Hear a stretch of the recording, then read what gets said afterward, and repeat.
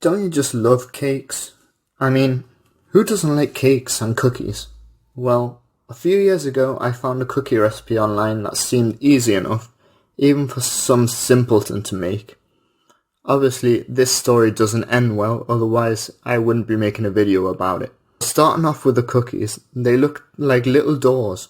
I read this method of freezing the dough before cooking it in the oven, so I tried it.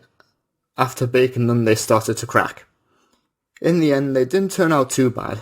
Came out like shortbread, so crumbs everywhere. After finishing the cookies, I left. I obviously went back and did them the next day. It's just, washing dishes is so boring. I wonder if there will ever be a machine that washes them automatically, like a washing dish machine. Maybe one day. Back to the story. Sometime after the cookies, I decided to bake a cake.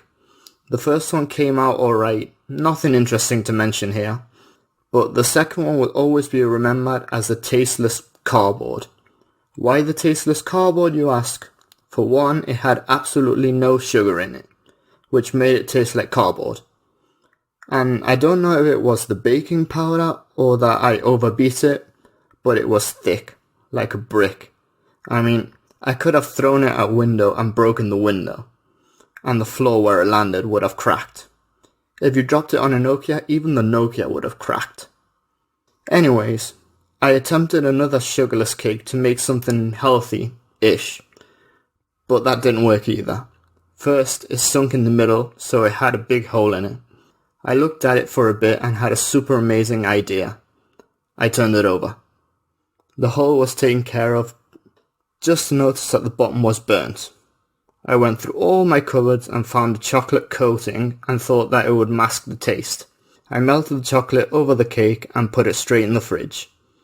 That night came the magic time to taste this amazing cake. And it was strange. A big hole in the middle, rock hard chocolate, and a distinct burnt taste to boot.